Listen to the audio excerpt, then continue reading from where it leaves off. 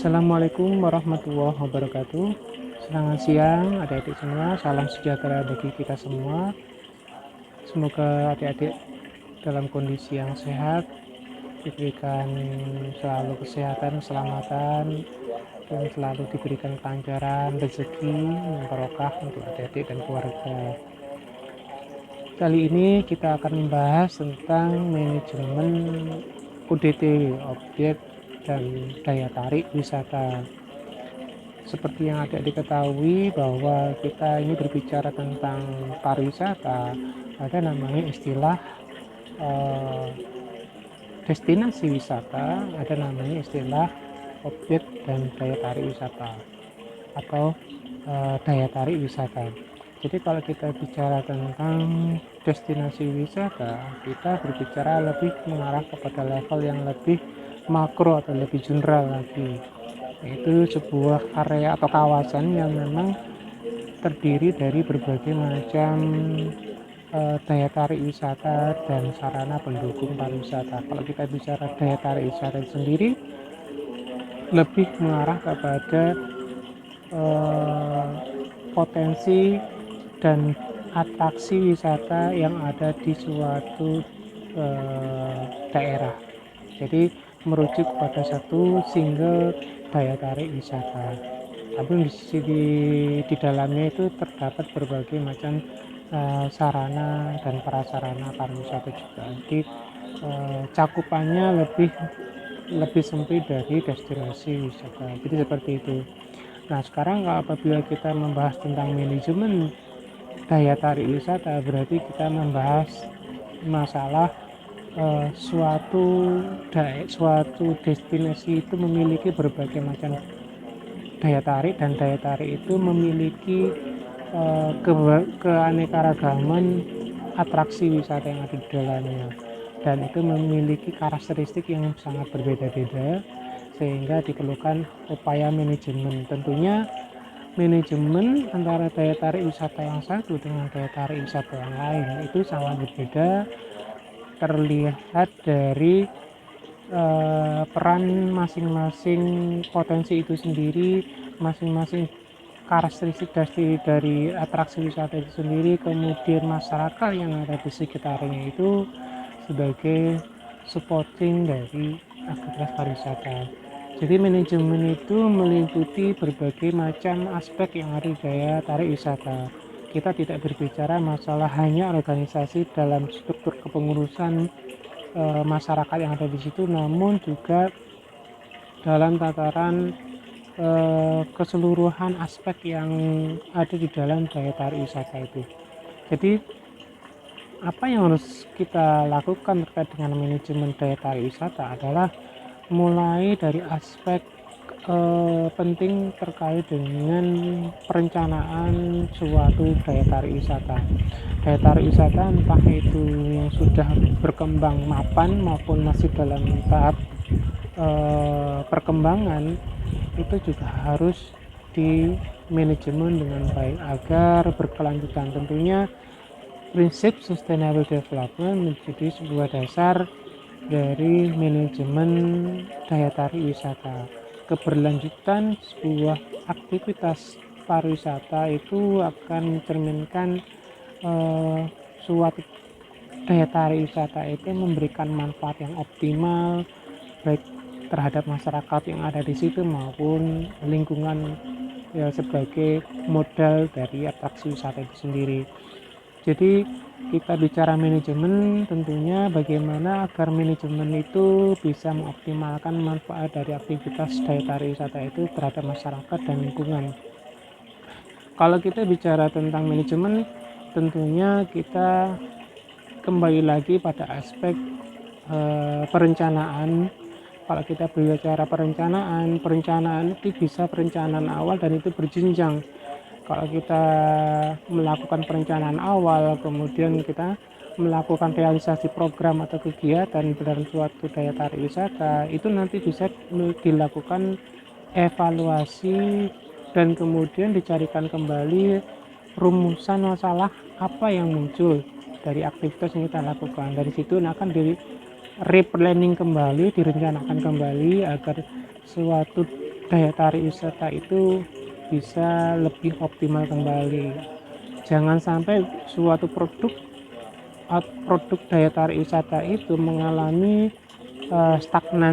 stagnasi atau kemandekan terhadap perkembangan yang terjadi, atau mungkin terjadi sebuah penurunan produk atau kualitas produk wisata itu sendiri, sehingga produk itu menjadi ditinggalkan, tidak memberikan kesan yang baik kepada wisatawan yang ada di situ. Jadi suatu produk itu dari hidup produk pariwisata itu harus dilihat dari proses, tidak hanya dari proses seberapa besar si kunjungan wisatawan yang ada di situ, namun seberapa berkualitas daya tarik wisata itu memberikan kesan yang baik, kemudian memberikan manfaat yang positif atau multiplier effect bagi masyarakat yang ada di situ.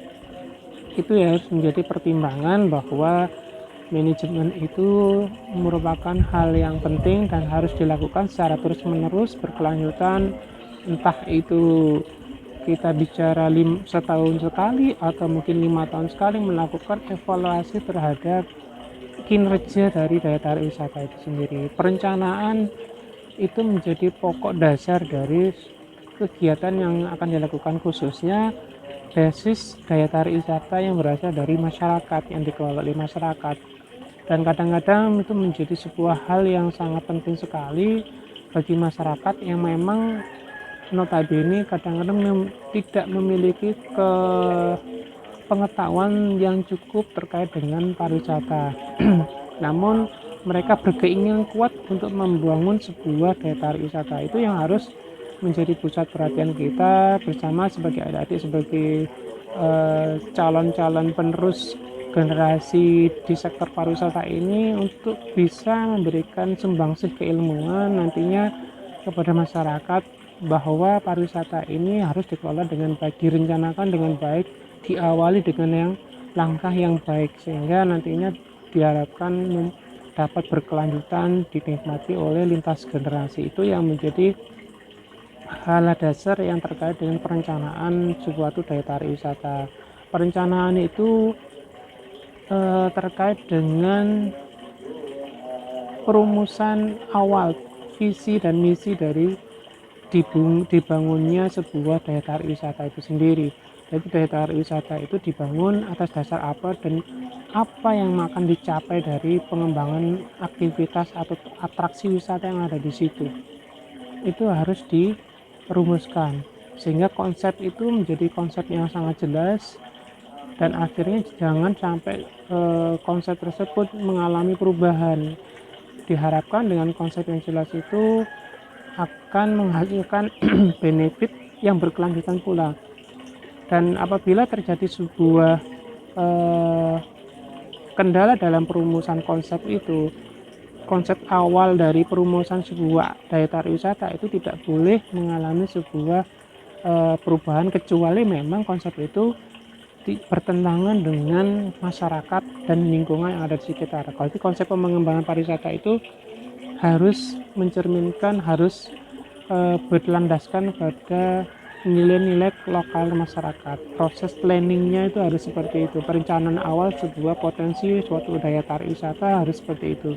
Apabila sudah berkembang, konsep-konsep tersebut harus tetap menjadi bahan evaluasi agar kegiatan-kegiatan yang ada di dalamnya, pembangunan fisik atau infrastruktur yang ada di dalamnya tidak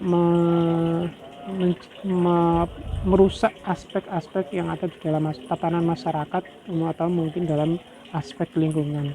Jadi yang kita lakukan harusnya adalah membangun sebuah perencanaan awal yang baik, yang berkelanjutan, tidak hanya berpikir jangka pendek tetapi berpikir jangka menang atau jangka panjang, bahwa daya tarik wisata yang kita bangun ini adalah daya tarik wisata yang berkelanjutan, yang berfungsi untuk memberikan peningkatan kualitas kehidupan masyarakat dan lingkungan. Itu yang menjadi pokok penting.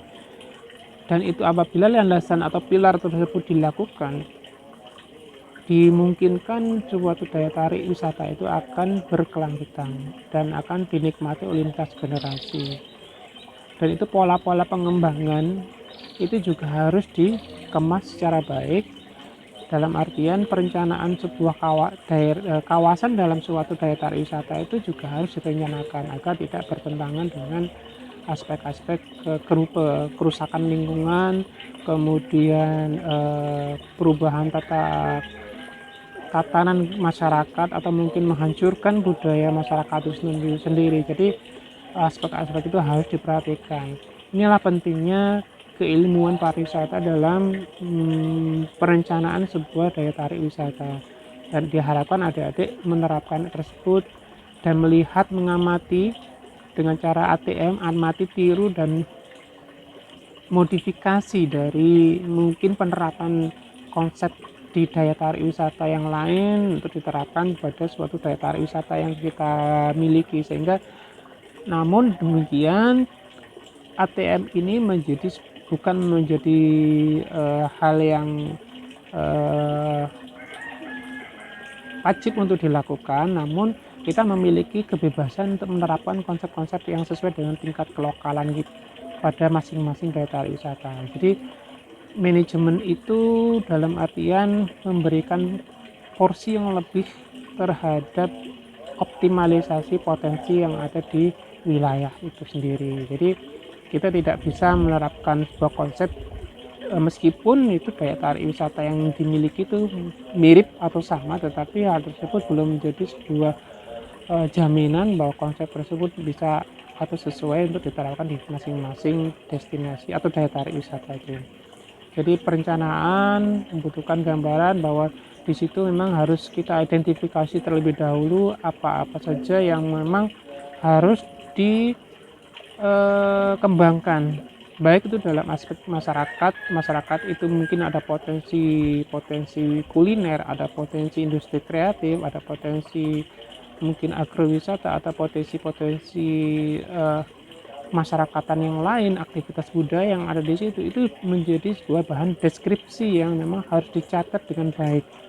Kemudian dari bahan pencatatan tersebut dilakukan sebuah evaluasi terhadap nilai kelayakan dari masing-masing itu agar menjadi sebuah bagian dari pelengkap daya tarik wisata yang kita bangun.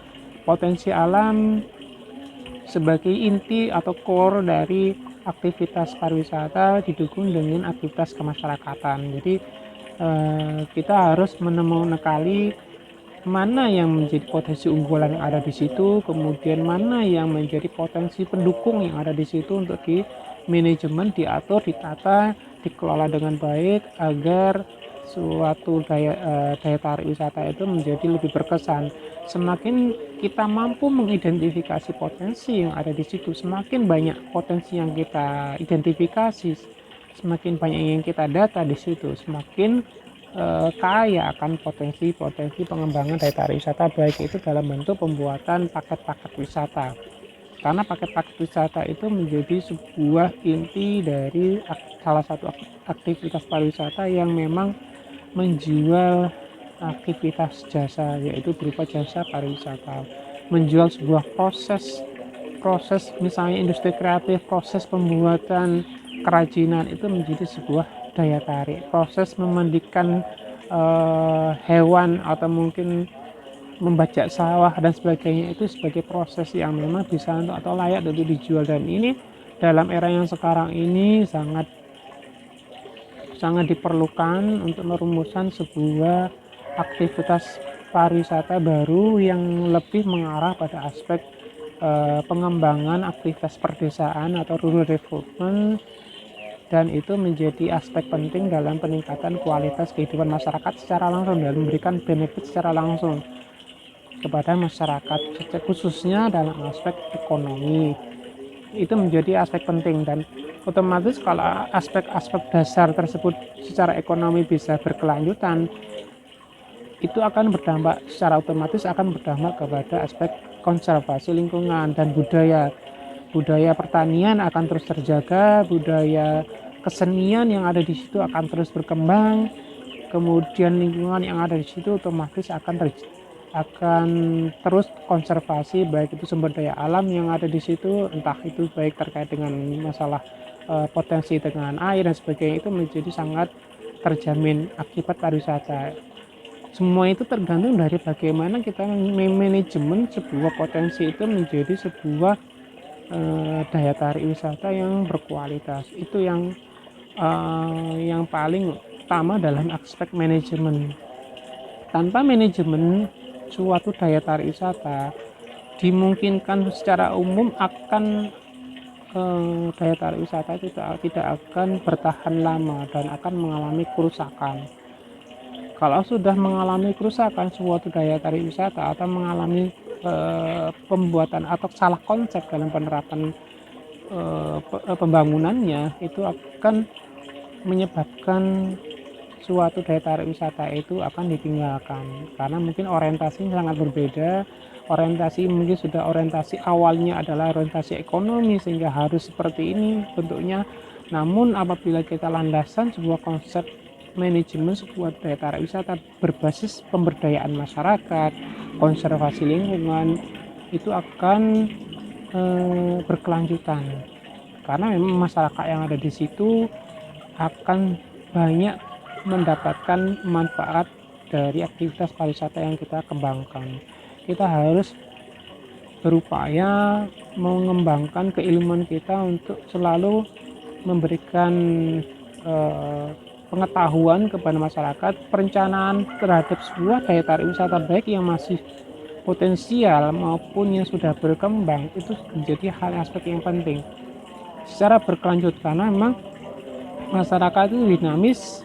Isi dari suatu kelompok masyarakat itu juga akan terus berkembang, dihuni oleh berbagai macam generasi, lintas generasi yang berbeda pikiran, dan apabila tidak ditajamkan dalam hal penerapan konsep yang memang jelas, dimungkinkan akan terjadi sebuah perubahan konsep yang awalnya memang untuk konservasi, pemberdayaan masyarakat, bisa berkembang beralih menjadi komersialisme dan sebagainya, dan itu tentunya akan menghancurkan daya tarik wisata ini sendiri. Sehingga apa yang harus kita lakukan adalah menjamin bahwa konsep yang kita kembangkan ini memang untuk pemberdayaan masyarakat, untuk konservasi suatu daya tarik wisata itu sendiri sehingga bisa dinikmati oleh masyarakat lintas generasi. Itu harus terkait dengan perencanaan sebuah daya tarik wisata. Jadi daya tarik wisata tidak sembarang bisa untuk dikembangkan,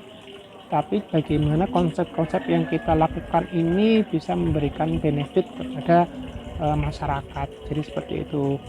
Kemudian setelah manajemen, aspek kedua dalam manajemen itu tentunya adalah aspek pengorganisasian atau organizing. Mengorganisasi sebuah daya tarik wisata itu terkait dengan perumusan struktur kepengurusan dari kelompok masyarakat sebagai pengelola dari daya tarik wisata itu sendiri. Artinya masyarakat yang ada di situ harus dilibatkan secara penuh dalam pengelolaan. Mungkin seandainya kita sebagai orang luar yang ada di situ, namun memiliki keinginan atau kemampuan yang terkait dengan disiplin ilmu yang kita miliki, itu tidak ada masalah untuk memberikan pendampingan kepada masyarakat melalui pembentukan kelompok sadar wisata yang ada di situ. Kelompok sadar wisata itu sebagai kelompok yang memberikan atau mengelola sebuah daya tarik wisata atau mungkin desa wisata yang memang memiliki ikatan yang kuat terkait dengan daya tarik wisata itu sendiri atau potensi yang ada di situ dengan budaya yang ada di situ. Sehingga aspek ini menjadi aspek sangat penting bagaimana kita ini merumuskan sebuah kebijakan yang tentunya tidak akan ditinggalkan oleh masyarakat, karena memang masyarakat sebagai yang punya, yang memiliki potensi itu sendiri, yang memiliki daya tarik wisata sendiri, dan diharapkan berkelanjutan lintas generasi yang ada di masyarakat itu sendiri. Kita sebagai orang luar misalnya, kita tidak ada masalah untuk memfasilitasi pembentukan sebuah organisasi, kelompok sadar wisata, atau mungkin sudah terbentuk kita memberikan sebuah pendampingan di situ terkait dengan tata kelolanya organisasi yang ada di situ. Pengorganisasian sebuah kelompok untuk sebagai penggerak aktivitas pariwisata pada suatu daya tarik wisata itu dilakukan dengan merumuskan kembali visi dan misi dari masing-masing kelompok sadar wisata itu sendiri, kemudian merumuskan maksud dan tujuan dari pembentukan kelompok sadar wisata, kemudian masuk ke dalam tataran program kegiatan dan susunan kepengurusan yang tentunya isinya adalah anak-anak muda yang ada di situ. Salah satunya adalah hal yang paling penting di situ adalah anak-anak muda yang menjadi pelopor, yang menjadi inisiator, menjadi kreator dari aktivitas pariwisata yang ada di situ. Orang-orang tua yang ada di situ juga bisa dilibatkan berperan sebagai ditempatkan pada suatu seksi-seksi yang memang spesifik. Anak-anak muda yang ada di suatu daerah dalam suatu daya tarik wisata harus diposisikan pada posisi yang sentral, pada aspek promosinya atau pemasarannya, pada aspek kualitas pendesainnya, dan kemudian pada aspek penguasaan teknologinya, pada aspek pembuatan atau perumusan program kegiatan dan sebagainya. Itu menjadi hal-hal yang sangat penting terkait dengan pengembangan suatu daya tarik wisata yang kedepannya. Jadi posisi-posisi yang memang penting di situ harus diisi oleh anak-anak muda yang kreatif, yang memang mempunyai concern atau perhatian lebih terhadap aktivitas pariwisata. Itu yang harus ditingkatkan, harus dikembangkan di situ. Sedangkan dalam aspek organisasi itu juga tujuannya adalah untuk memberikan suatu pemahaman bersama bahwa organisasi itu bukan tempat untuk mencari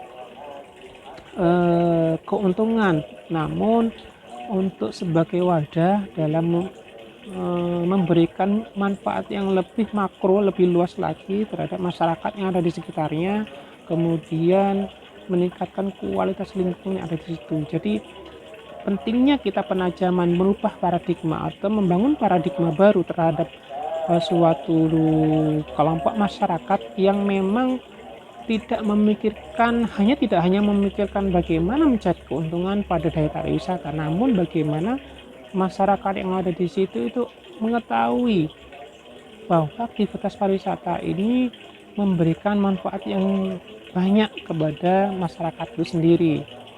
Sedangkan peluang-peluang itu juga harus diidentifikasi dengan baik oleh anggota organisasi itu sendiri. Jadi peran penting dari organisasi itu adalah bagaimana mengidentifikasi potensi yang ada di situ terkait dengan industri kreatif, terkait dengan potensi-potensi wisata yang lain, untuk dijadikan sebuah paket-paket wisata yang menarik, yang mampu mendukung aktivitas pariwisata.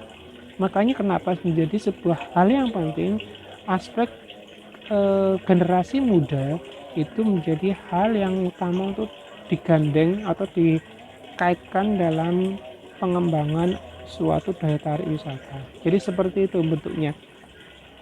Kenapa kalau kita ini hanya berbicara orang tua berperan penting sebagai general manager, sebagai dewan penasehat yang memberikan pengaruh terhadap kualitas nantinya suatu daya tarik wisata, karena orang tua yang ada di situ memiliki kemampuan pengetahuan sejarah, kemudian memiliki kepemahaman yang luas terhadap suatu daya tarik wisata itu sendiri, atau mungkin terkait dengan aspek-aspek yang mungkin terkait cukup erat dengan aktivitas pariwisata, seperti masalah aspek budaya, aspek industri kreatif dan sebagainya. Itu menjadi hal yang paling penting untuk disamakan persepsinya oleh generasi yang lebih tua. Mengapa masuk ke dalam sebuah organisasi Pokdarwis? Karena memang pengetahuan mereka, kemampuan mereka sejarah terkait dengan suatu daya tarik wisata itu menjadi hal yang paling penting, sehingga arah pengembangan pariwisata itu tidak keluar dari jalur. Jadi tidak semuanya diisi oleh generasi muda juga, namun generasi tua itu dalam suatu wilayah, suatu Pokdarwis itu harus ada sebagai penyeimbang di situ. Jadi itu peran penting organisasi, pengorganisasian dalam arti menjalankan sebuah aktivitas pariwisata yang memang tujuannya untuk konservasi dan budaya masyarakat. Itu yang paling penting dipahami, pengorganisasian.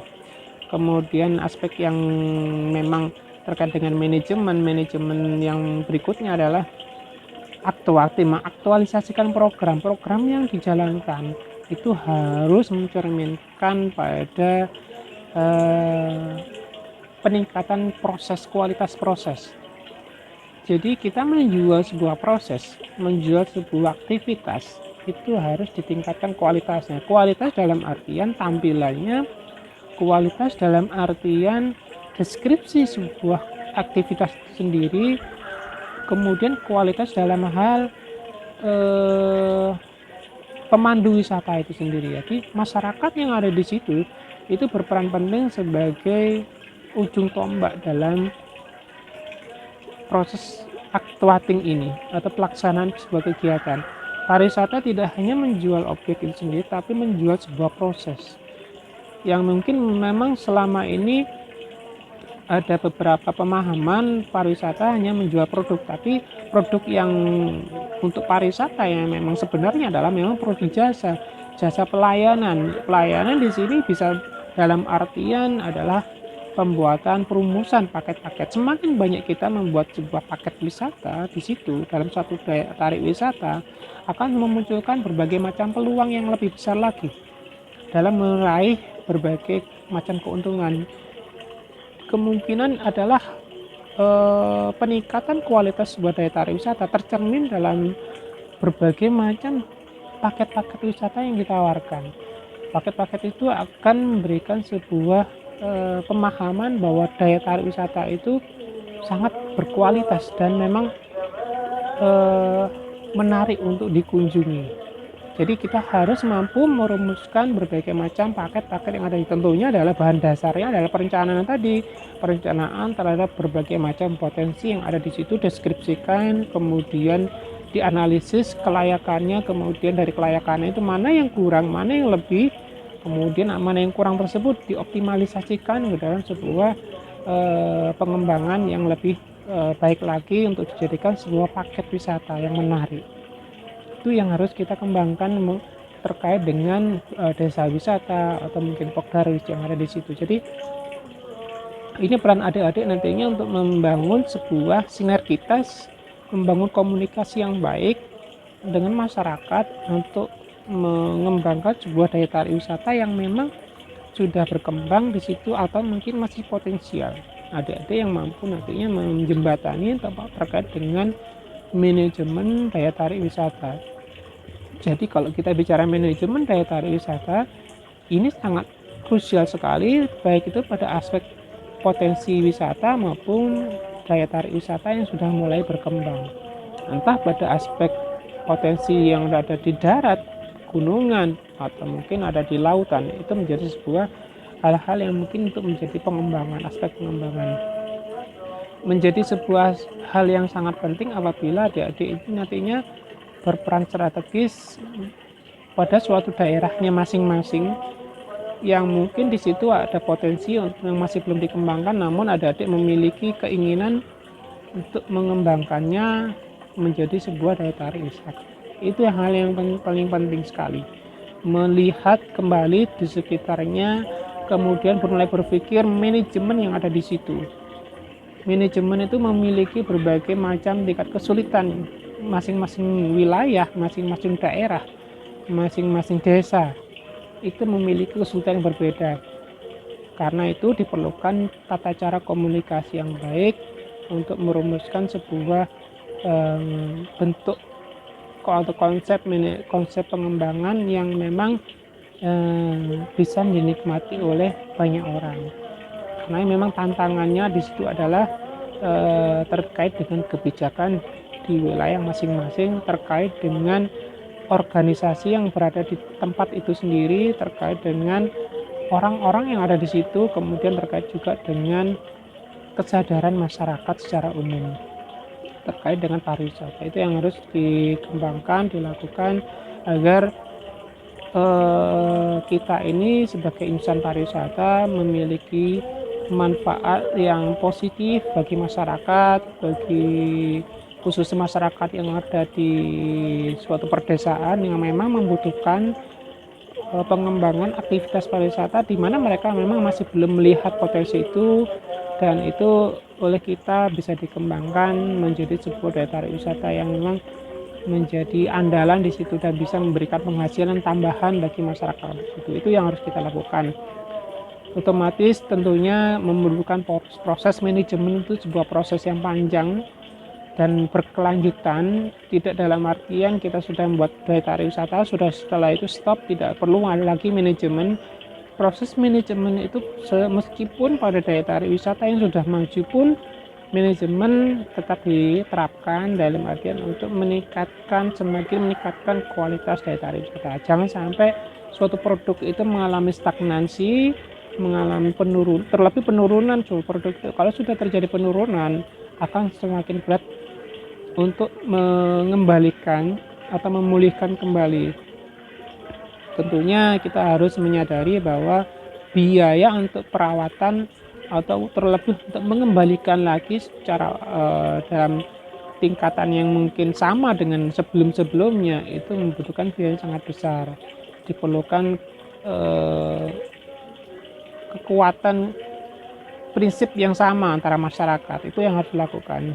Meskipun dalam kondisi sekarang ini, meskipun dalam kondisi yang pandemi sekarang ini, proses evaluasi produk yang kita lakukan juga harus dikembangkan, harus dilakukan secara berkelanjutan agar produk yang kita kembangkan selama ini tidak mengalami penurunan, sehingga pada saat terbuka aktivitas pariwisata secara umum, produk-produk yang kita kembangkan ini tidak mengalami fase yang berbeda, karena memang strategi yang sekarang ini strategi menerapkan kebijakan masing-masing daya tarik wisata itu manajemen juga, kembali lagi ke manajemen, strategi pemasarannya tentunya sangat berbeda dengan sebelum-sebelumnya. Kita harus mampu merumuskan itu sendiri, dan itu tugasnya adik-adik untuk bagaimana sih suatu daya tarik wisata di era ini sekarang ini bisa berkembang, mungkin tidak sekarang tapi next ke depan bisa survive, bisa bertahan, bisa meraih lebih posisi menjadi lebih tinggi lagi di era sebelum pandemi dan sebagainya. Jadi kita harus mampu berpikir sampai seperti itu. Itu yang harus kita lakukan agar proses manajemen itu bisa bermanfaat untuk masyarakat, untuk orang yang untuk konservasi lingkungan yang ada di situ. Jadi itu proses manajemen organizing. Kemudian actuating-nya seperti pelaksanaan kegiatan agar tidak berbenturan dengan aspek masyarakat itu sendiri, agar tidak berbenturan dengan dengan penurunan kualitas. Jangan sampai aktivitas yang kita lakukan malah memberikan dampak negatif terhadap kualitas lingkungan, atau mungkin aktivitas pariwisata yang kita lakukan atau wisata yang kita lakukan itu malah memberikan dampak negatif terhadap daya tarik wisata kita sehingga tidak berkelanjutan. Itu yang harus kita pahami bersama, bahwa proses manajemen berkelanjutan, kontinu, reguler dilakukan setiap tahun untuk melakukan evaluasinya, atau mungkin 5 tahun sekali, 3 tahun sekali melakukan evaluasi apakah produk yang kita kembangkan ini memang layak atau masih berkualitas atau mengalami penurunan atau seperti apa. Jadi kita harus seperti itu bentuknya. Itu yang harus dilakukan. Kemudian proses berikutnya planning, organizing, actuating, controlling. Mengontrol itu dalam artian kelompok sadar wisata ini sebagai organisasi yang memang ada di situ harus mampu mengontrol, mengendalikan pertama, mengendalikan pengembangan yang ada di situ. Perencanaan itu harus otomatis berdasarkan pada konsep-konsep keberlanjutan pariwisata, sustainable tourism. Itu harus dilakukan. Itu harus landasan ada kontrol terhadap pengembangan. baik itu nantinya pengembang terkait dengan sarana prasarana yang ada di situ, sehingga prasarana atau mungkin sarana yang ada di situ itu tidak malah berdampak negatif terhadap masyarakat.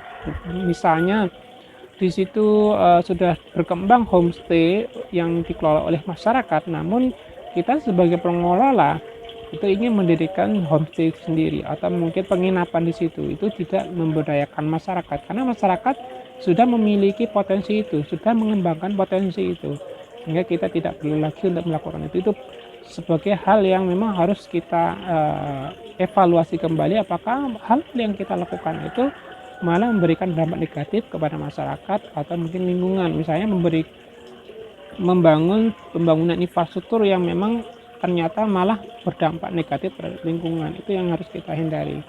Itu namanya mengontrol. Semua tergantung bagaimana kita membuat sebuah mapping. Mapping itu membuat sebuah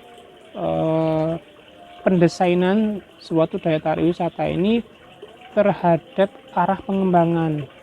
Mana-mana yang memang dapat dikembangkan untuk kegiatan pendukung sarana pariwisata atau mungkin meningkatkan daya tarik wisata atau mungkin pembangunan infrastruktur pariwisata yang lain, itu harus dibuatkan mappingnya.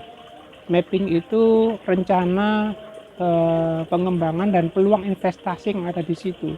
Misalnya seandainya ada warga masyarakat yang ada di situ ingin berinvestasi, bentuk pola-polanya seperti apa, kemudian di mana dan apa pengembangannya, jadi seperti itu.